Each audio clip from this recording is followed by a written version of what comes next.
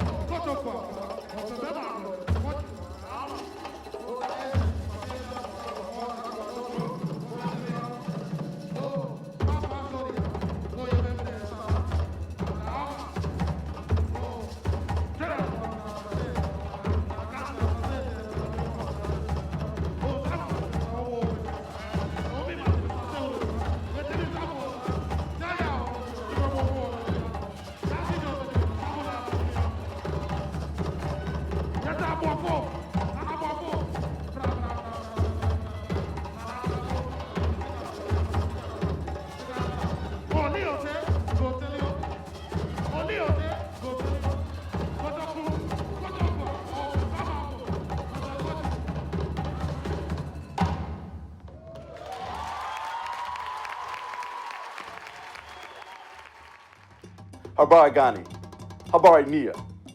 I'm State Senator Kevin Parker, and I represent the 21st District in Brooklyn.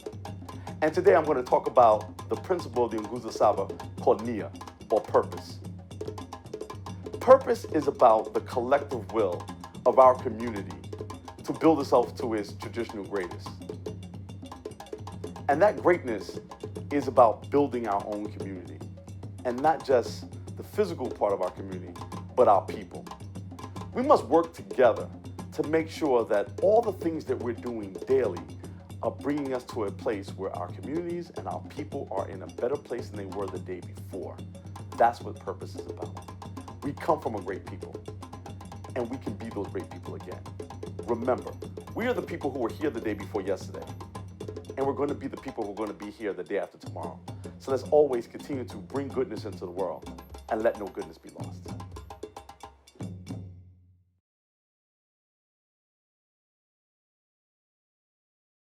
Oh, welcome to Kwanzaa Fest 2020. It's an honor. Oh, it's such a pleasure to have you here. I mean, it's all about Ember Charter School. Well, before we even do anything, I'd like to get us started at the beginning because our theme this year is Rise in Principle, and you actually represent that. That everything you do with the Ember Charter School is about rising in principle. And I'm going to read something to you. You were quoted in a New York Times article, and you said, everything you do must be focused on agency and empowerment. And so as it relates to the Ember Charter School, I want you to talk to us about this notion of agency and empowerment, and especially how it works for children that you specifically focus on, children that deal with trauma. You know, and at a time when we've seen what's going on with COVID and this virtual learning environment for our children, I'd like for us to just talk to us about this enduring trauma and drama that our children are dealing with. Yeah, for sure. You know, that's a great question. You know, we're faced right now with, you know, what hopefully is a once-in-a-generation challenge. Yes. But, you know, for Black and brown people, particularly for, you know, Black folks in this country, we're not new to pandemics, right? So whether it's systematic oppression, racism, right, redlining, exclusion, we have been living under pandemics and all kinds of disasters for centuries. Yes. And so a part of what we try to do here is to simply help our people see that. Yes. And to see the truth of that, right? Because once you can see it, and this is one of the, you know, when we talk about trauma, in the literature, they talk often about how the #1 therapeutic response to trauma is mindfulness. Mindfulness. And mindfulness begins with awareness. So many of these different charter schools or whatnot, they name their classrooms after colleges, as if that's the point. For us, that's not the point. The point are the values and principles by which we're going to live. The people who represent the North Stars for us, historically, our ancestors, our elders.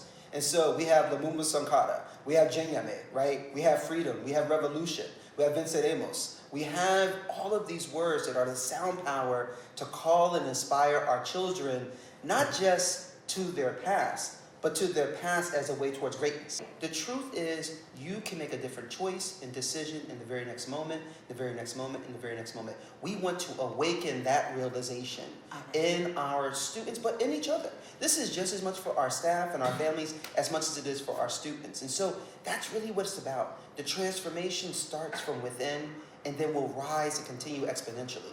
That's what we're trying to nurture and cultivate here. So we're going into our 10th year, looking ahead. We have our elementary, middle school. We just started our high school. Right. And we're working towards actually starting our own graduate school of education. I love Teachers right now, they don't know how to teach this way and be this way. I was going to ask you about it. Talk to us about the teachers when you started and as to where we are now, because you're actually teaching, and I'm going to say this just for the general public, because like you said, we know this isn't new for us. This is a new way for a lot of teachers. They weren't taught this way. That's right. They don't know how to teach our children. That's they right. really don't. I just saw, and I'm sure you saw it on the news, where on a virtual Zoom, the teacher tells the Black child that she has every right to be racist towards him. How dare you? You know, I mean, I think people feel entitled to treat our children in our community any kind of way. Yes. Right? And so our purpose is to help empower all the people in our community with the understanding that we are worthy. We were born worthy. We are worthy. We come from a history and a longevity of worthiness. All I have to say is you can find us at www.embercs.org. Just one more time. EMBERCS.org. Find our website, and once you get there, I think you will see it. It will just leap off the page at you what we're about. Beautiful. We're a nonprofit. Profit organization. Just in case anyone thinks otherwise, thinks that we're one of these for-profit. We are nonprofit. So that means we are they can for donate. the people and by the people. They sure can. No, again, we'd rather have your families and your students. Yes. Send us people. Send them If you don't to send us out, that's fine. Send us people. Send us our people. Yeah. That's all we need. Because then we'll be doing the work that we want to do. And thank you for all you do for our children, for our community, and for the future of the Black race. Ashe. Ashe.